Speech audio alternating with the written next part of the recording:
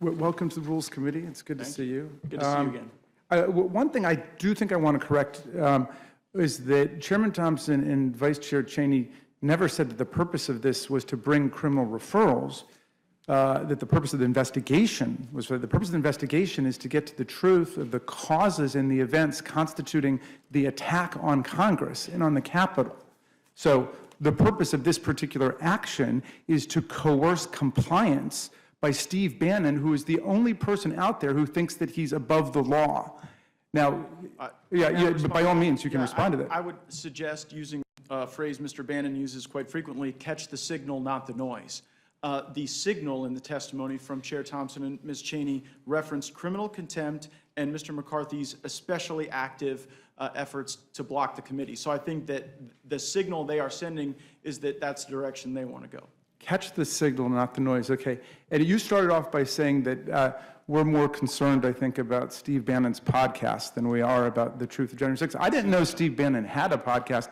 Apparently, well, did you listen to the statements of the? I didn't know that that's where they were drawn from. He referenced them in his opening. Well, I knew that Steve Bannon was repeatedly saying on January 5th that all hell is going to break loose tomorrow. We are closing in on the target.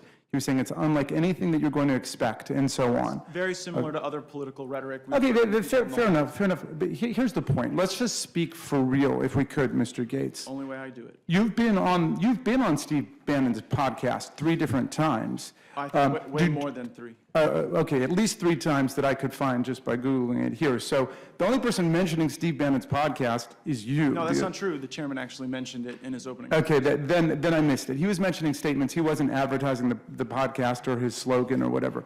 But here's the question I want to ask you. Let's just start with basics. Do you accept that Joe Biden won the 2020 presidential election? I accept that Joe Biden is the president. Do you accept that he won the election by more than 7 million votes and defeated Donald Trump by 306 to 232 in the Electoral College, a margin that Donald Trump called a landslide when he beat Hillary Clinton by the same numbers? I think that our election was uniquely polluted by these indiscriminate mail-in ballots. I think that this was the first time in America's history where the mailbox beat the ballot box. Do you think there's any evidence that there was electoral corruption or fraud that materially altered the outcome of the presidential election, and where is that evidence? I believe that had mail ballots not been sent to people who had not requested them, that Donald Trump would be sitting behind the Resolute desk. Okay, but you don't think that there is, legally speaking, I know you're a lawyer because you went to the great law school of William and Mary, legally speaking, there was no election fraud or no election corruption. Well, let's put it this way. Do you agree that 61 different federal and state courts, including 8 judges that Donald Trump appointed himself to the federal bench, have rejected every claim of electoral corruption or fraud that have been advanced? Do you agree with that? I don't, and the reason is those claims are not evaluated because in many of the circumstances you reference, jurisdiction was the principal question. So I think it requires a review of the procedure. Do you have any case authority in the land of those 61 cases or any other cases where a court has determined that there was electoral corruption or electoral fraud that materially affected the outcome of the election in any state in the union? No court. Do you have one? Which I believe is a real failure of the judiciary. I think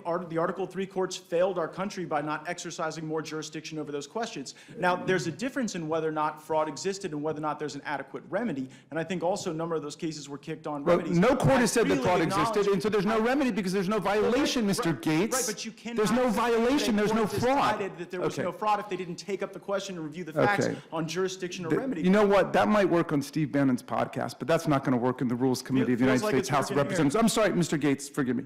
I've got some serious questions to ask you.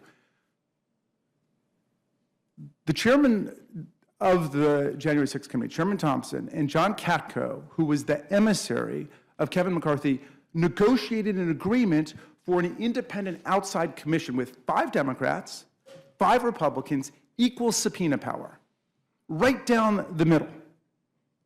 And yet Donald Trump decided he didn't like it because he doesn't want anybody investigating January the 6th. So he turned against it, and then the Republican leadership flipped over and turned against it. I think you voted against that commission. Why did you vote against that commission? For many of the reasons that I've discussed today, that the focus on January 6th, the So you don't want to know? is unwarranted. You don't want to know anymore? Look, I think we have. Okay, let me ask you about Raskin, that. We have a process in Article 3 where the courts get to determine those issues. If the United States government brings charges, people can resolve those in the courts. You don't want to know. That's not okay with you guys because you want to Mr. Gaetz, politicize it because you. I know you too well for this. You don't want to know the answer. You don't want guys to know. don't have an No, no, answer so to let the me, issues Mr. affecting Gaetz, let me the ask you. Let me ask you a serious question. The stenographer is trying to take people's words down, and she can't if everybody talks over each other, so. Our apologies You have to the yeah, stenographer. okay, We're going to thank do you. it civilly like two lawyers, okay? Mr. Gaetz, let me ask you this. Let's say that the exact same attack had taken place. Let's assume 145 of our officers were beaten in the face with baseball bats, steel pipes, Confederate battle flags, etc. Let's say they interrupted the counting of electoral college votes for the first time in American history for 4 or 5 hours. Let's say marauders, insurrectionists came into our building and chanted for hanging Vice President Mike Pence. But let's just change the hypothetical. This one element, Mr. Gaetz. Let's say it wasn't the Proud Boys. Let's say it wasn't the Oath Keepers. Let's say it wasn't the Three Percenters. Let's say it wasn't the Aryan Nations. Let's say it was Al-Qaeda or ISIS.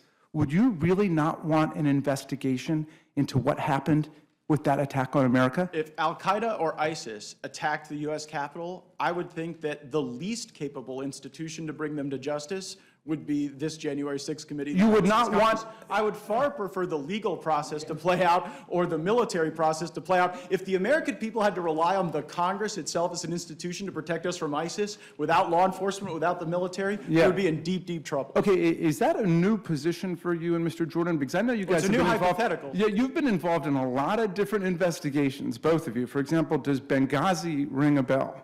I was, I believe, a law student at the Great William and Mary Law School. All right. Well, but before I come to Mr. Jordan, let me ask you this. Do you think that people who are subpoenaed by a court or by the United States Congress, who think in their head that they might have a privilege or someone else might have a privilege, have the right just not to show up?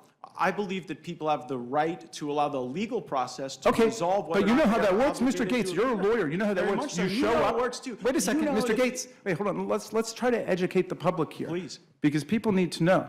If you're subpoenaed, you go. If you think you have a privilege, for example, let's say Steve Bannon says, you know what, I'm guilty as hell. I don't want to testify against myself. In America, you don't have to. The Fifth Amendment privilege against self-incrimination says, I plead the Fifth. I might incriminate myself, but you know what? You got to go. And you got to answer each specific question. Some of them might implicate your Fifth Amendment rights, and some of them might not. Even if he thinks he's got, in some surreal parallel universe, a presidential executive privilege, even though he didn't even work for the White House at that point. He'd been fired by Donald Trump in August of 2017. This is in January of 2021, in December of 2020. But even if he thought that, he's got to come before the committee, and he has to plead it. Do you not agree with that? I think that... No, honestly, do you not agree with that? Hold on, Mr. Yeah. Raskin, I allowed you to speak, and I didn't interrupt you. I hope I'm given the same opportunity. Just give me the honest answer. The honest answer is that the McGahn litigation that you and I both followed closely as members of the Judiciary Committee actually is the path forward. McGahn didn't have to show up to assert that he was waiting for legal... The president asserted Hold on. executive privilege on his behalf. Now you're the one giving challenges to the stenographer, so... No, I'm telling you, wait a second, I'm going to elaborate on your answer No, here. but I haven't even given my full answer yet. That's not how it works in the Rules Committee, Mr. Gaetz. Just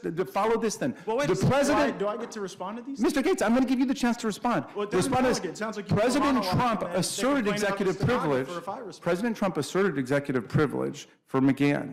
President Biden has not I asserted... believe there is... Has not asserted executive but privilege. President Trump has initiated litigation. Look, the So- reason you all waited on McGahn is because the Russia hoax wasn't going well for you. And the reason you're not Okay, waiting all now right. is because you have no other legislation Blah, blah, or no other blah. solutions Okay. for the country. All right, That's why Mr. Jordan, let me switch you to you. had the McGahn playbook, but you've ditched it because you guys need January 6th so bad. Okay, Mr.